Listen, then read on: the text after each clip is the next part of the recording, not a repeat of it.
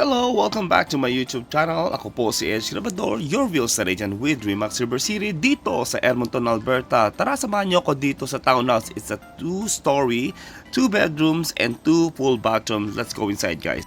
So guys, ito yung entrance. So pagpasok natin, kung mapapansin nyo, wala siyang closet. Siguro ito yung design. Tapos meron siyang malaking window dito. Ayan, so ito yung entrance natin. Ngayon, pakita ko naman yung living room area. So pagpasok mo, living room agad. So meron siyang malaking bintana. So may basic na ilaw. So meron na nakaabang doon na saksakan na pwedeng to hang your TV. Tapos pwede naman kung gusto nyo ng built-in fireplace dyan. Standard lang po ito. And this side, ito naman yung dining area. Tapos punta naman tayo dito sa kitchen. Alright guys, so nandito na tayo sa loob. Pakita ko yung living room area. Tapos itong entrance. So meron tayong malaking bintana. So single door. Like what I said, kung mapapansin nyo, wala siyang closet dito. Kasi importante talaga merong closet sa entrance. Pero itong design na to, so wala siya. So siguro naman, optional kung pwedeng takpan yung bintana yan. And then pakita ko naman sa inyo guys yung dining. So, ito lang. So, living room, dining, and then kitchen. Mag-move lang tayo ng konti. So, ito na yung dining area nyo. And then, lakad-lakad lang tayo ng konti. Ito na yung kitchen nyo. So, appliances are not included, pero meron silang credit. So, if you have any question about this credit, and this home builders will explain to you guys. Pakita ko lang sa inyo ang layout ng kitchen. So kasama na yung so ito na yung basic ng countertop, quartz, tapos may subway. May mga upper cabinets siya. So most of the time nandito yung double fridge. Ayan siya, guys. Tapos dito naman yung electric stove. So nakaabang na siya. And then dito yung range hood with microwave, may upper cabinet pa rin tayo, ang daming storage, and then lower cabinet, and then this is the pantry. Ayan, ikot ko lang. So and then may bintana dito. Tapos nandito yung kitchen sink. Double sink siya, stainless steel. Tapos pull out na faucet. Ayan. Tapos, ikot natin. So, ito yung dining nyo. Medyo mali siya. I think 900 plus to. 970, 980 square feet lang. So, 2 bedrooms and 2 bathrooms. Sa baba, dito sa main floor, wala siyang bathroom na mga typical na condo townhouse. Pero ito kasi wala siyang bathroom. Ang bathroom nasa taas. And then later on, akit tayo sa taas. Pakita ko sa inyo ulit yung size ng kitchen. Ayan na yung aking tripod. So this is your entrance pa sa labas. Pakita ko, hindi na ako lalabas kasi hindi pa tapos yung ayan, meron na palang concrete na 3-step. Tapos nandun yung concrete pad. So ito yung mga kapitbahay nyo guys. So today is January 30th. Kaya may yellow. So plus 16 yata ang weather ngayon. Kaya maganda-ganda. Kaya mga niebe, natutunaw na. So pakita ko ulit. So ito yung kitchen nyo. Countertop, quartz po ang gamit dito. May double sink. Ang mga appliance po, may credit sila na up to 3,500. And then kung gusto nyo the whole package na included na, mag-additional lang kayang 2,600. I believe na ganun yung kanilang appliances package. Ayan. So, tapos nandito naman yung basement. Yung basement po, unfinished. Mamaya ipapakita ko sa inyo yan kung ano itsura ng basement. But before that, let's go to the second floor. Okay, let's go guys.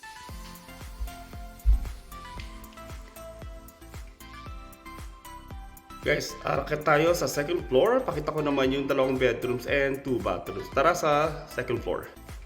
Ayan, nasa second floor tayo. So, Yung flooring guys is carpet.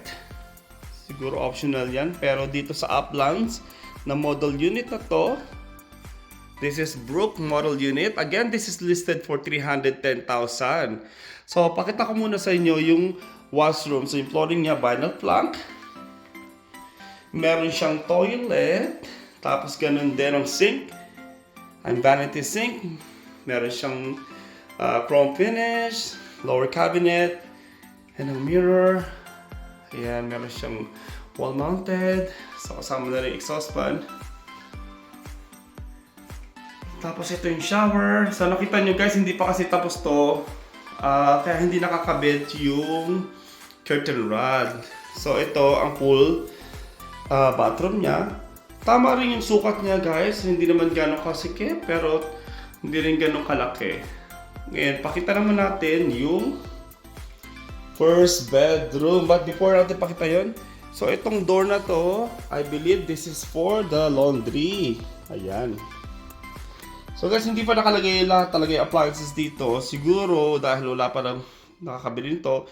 Once na may nakabili nito, so dito ilalagay yung washing machine. Double stack ang tawag siguro dito. Washing machine sa baba, and then sa taas yung dryer. Naka-ready na rin siya. Ayan, no? Okay, tuloy-tuloy natin itong video. Tapos itong first bedroom. Ayan siya. Ayan. So meron siyang window dito. Malaki din ang window niya. So sa window mo, facing yung outside. Ayan, so siguro mga 5 years, 10 years from now, tapos na to. So marami pang mga bahay din, no? Ayan yung Sterling din. Alright. So may closet siya, kasama na closet dito. Sliding mirror. And then, punta naman tayo sa second bedroom. So bago natin punta yung second bedroom guys, pakita ko muna itong storage na to. Itong storage na to, pwede nyo lagyan ng mga towel, so yung mga shampoo, any kind of storage guys. Additional storage yan eh. So yan, no? Maganda siya. Meron na siyang pintuan. And then dito naman, ito yung second bathroom, no? Sa second bathroom, kasama to sa primary bedroom or master bedroom. So meron siyang sink. So lahat ng sink nila made of, ang countertop nila made of quartz. Ayan. So may mirror din. So, meron din siyang wall scone, isang toilet. So dito sa primary bedroom or master bedroom, kung mapapansin nyo, freestanding shower siya. Ayan, no. Tapos sliding glass. I'm not sure kung pwedeng palitan ng frame ng color. Pero dito sa model unit nila, itong Brook, naka-chrome finish siya. Tapos may towel rod na rin. Ito yung tissue holder nyo. I noticed yung yung mga door na parang iba yung color niya. So this one is parang may pagka gold. Tapos ito naman chrome finish. For me as an interior designer, parang medyo hindi siya much, no? What do you think guys? Let me know. Sana lahat ng mga chrome finish or nickel brush, so dapat ganito rin ang ginawa. Yun ang na-notice ko dito, ha. Anyway, pasok na tayo sa primary bedroom. So ito yung primary bedroom. Mabilis lang itong vlog na to, no? Kasi malit lang, 2 bedroom lang and 2 full bathroom. So ito yung closet mo. May sliding. Pakita ko sa inyo yung loob. Tama lang yung sukat niya. Yung hanger. Pwede mo ihang yung mga damit mo. Pero medyo kulang pa rin. Kasi yung layout niya iba. Medyo pang ano lang talaga to. Kung single ka. Kung may anak ka, pwede naman. Tapos isa lang siguro anak mo. Kasya na to. For 310,000. Tapos ito yung labas. So guys, located to sa Upland community. highway na yon, kung makikita natin, no? So eventually, yan, magkakaroon yan man-made lake. Tapos yan, siguro, community. Magkakaroon din ng mga development pa dyan. Siguro 10 years from now, punong-puno na to. So as of now, under construction pa lahat. Tapos yun naman all the way there, makikita mo yung pinakamataas na building is that Stantec sa downtown na yan, guys. So ito lang yung loob ng primary bedroom. Again, this is only 2 bedrooms and 2 bathrooms, kaya ganito lang kaliit siya. So this is starting price sa 310,000. Baba ulit tayo and then nagpakilala ko sa inyo, guys. Guys, maraming salamat for watching my YouTube channel. Again, ako po si Edge Grabador, your real estate agent with Remax River City dito sa Edmonton, Alberta. Kung kayo po ay may planong mag-move dito sa Edmonton, Alberta, kung kayo po ay taga Toronto or Vancouver, tawagin niyo lang po ako sa numero 780-707-1678. Maraming salamat po and please like, share, and comments and I'll see you in my next